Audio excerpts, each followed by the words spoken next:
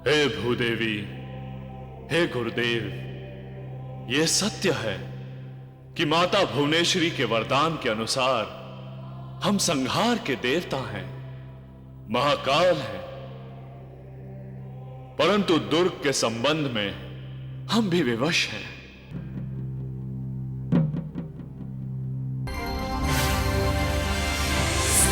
ऐसे भयानक पाप और दुराचार की आग से धरती माता धधक उठी और अपनी आत्मरक्षा के लिए वो लाचार होकर अंतरिक्ष में भटकती रही।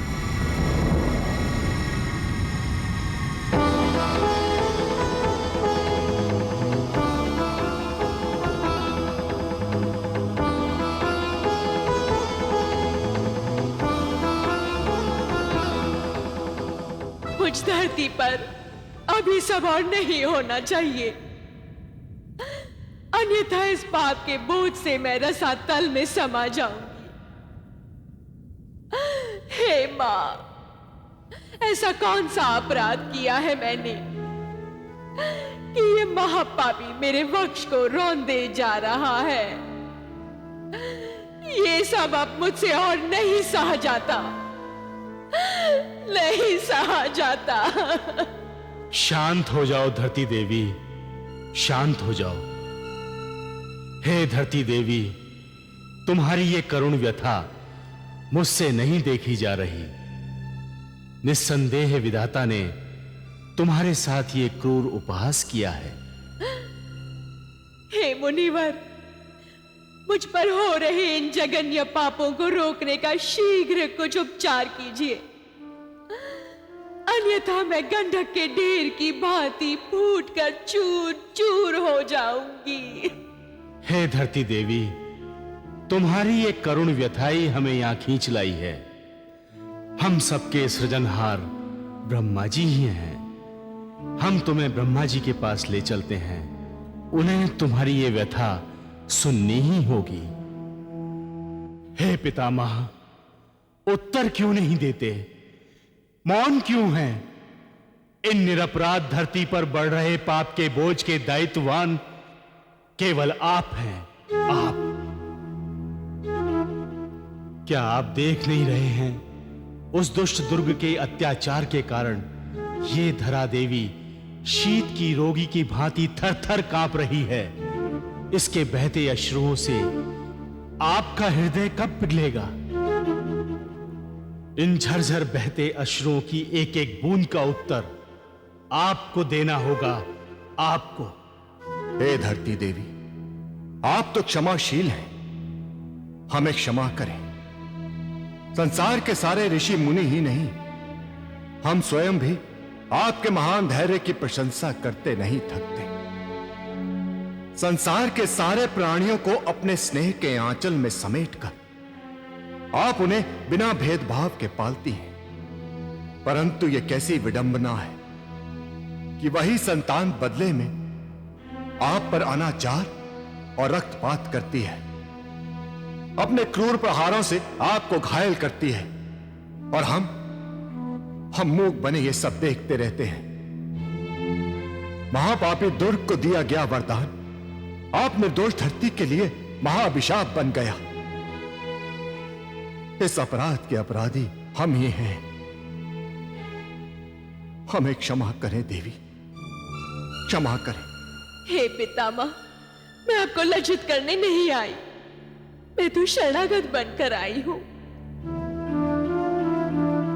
हे पितामह, मैं तो बड़ी कठोर और निर्मम हूं। बड़े बड़े दुखों के पर्वत सहकर भी मैं कभी विचलित नहीं होती। जब दुर्ग के अत्याचारों से मेरे सारे ताल तलैया और सागर सरिताएं सूख गए, तभी मैं सब कुछ चुपचाप सहती रही।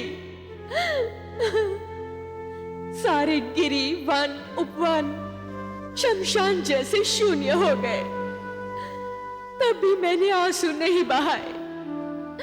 परंतु जब निरपराध अबलाओं के शील और लज्जा के साथ अत्याचार हो रहे हैं, तो मेरा नारी हृदय दहल उठा है। हे पितामह, धरती सच कह रही है। क्या आपने संसार में समस्त नारियों को इसलिए बनाया है कि जो जब चाहे उनके शील और मर्यादा को रौंदे, लूटे, कुचले? नारी तो जननी है, जननी। और एक जननी की अस्मिता के साथ कोई खिलवाड़ करे और हम खुले नेत्रों से देखते रहें, ये क्या देवकुल को शोभा देता है? हे पितामह, मैं आपके पांव पड़ती हूं। अब और अधिक ये क्रूर पाप लीला मुझ धरा पर नहीं होनी चाहिए। आखिर आपके इन क्रूर लेखों को मैं और कब तक सहूं? कब तक? हे धरती देवी, आपसे अधिक जड़ भाग्य तो हमारा है। भाग्य विधाता होने के कारण संसार के सभी प्रश्नों के उत्तर हमें देने होते हैं, और हमारा दुर्भाग्य ये है कि हम सदैव निरुत्तर अपराधी बने रहते हैं। कहने को तो हम ब्रह्मा सृष्टि कारक हैं, परंतु हमारे रचनाकार तथा पालनहार भगवान विष्णु हैं। अतः आप हमारे साथ विष्णु जी के पास बैकुंठ लोक चलें, वही हमारी समस्या का समाधान करेंगे।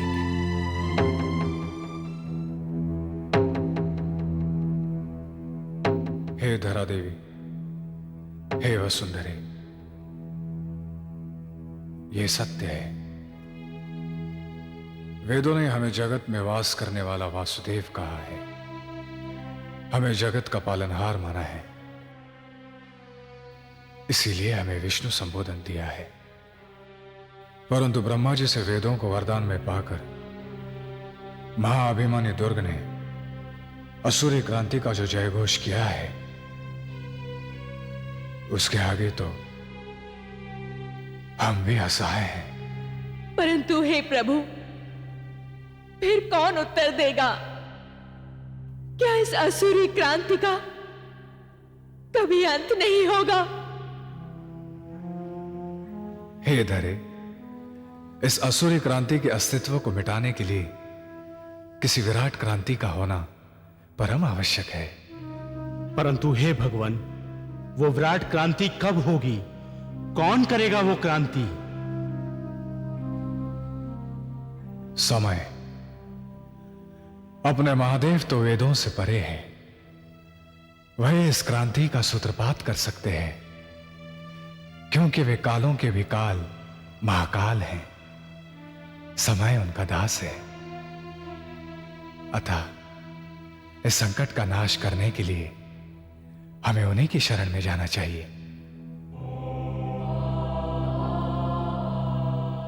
हे भूदेवी, हे गुरुदेव, यह सत्य है कि माता भुवनेश्वरी के वरदान के अनुसार हम संहार के देवता हैं, महाकाल हैं। परंतु दुर्ग के संबंध में हम भी विवश हैं। वेदों की मर्यादा का पालन करके हम अपना धर्म निभाते हैं, क्योंकि वेदों की शक्ति के द्वारा ही संसार चलता है। वेदों से ही ब्रह्मांड का अस्तित्व है। आप तो जानते हैं, इस समय चारों वेद दुर्ग के अधीन हैं, वो उनका स्वामी है। अतः ऐसी परिस्थितियों में दुर्ग का संहार हमारे लिए असंभव है। क्यों असंभव है महादेव? क्यों? इसलिए देवी कि चारों वेद ही तो सृष्टि के सृजन, विस्तार और समापन के आधार हैं। इन्हीं चारों वेदों को अपने अधीन करके दुर्ग पराक्रमी और अजय बन गया है। हां, आज सृष्टि का संचालन चक्र दुर्ग की इच्छा का दास है।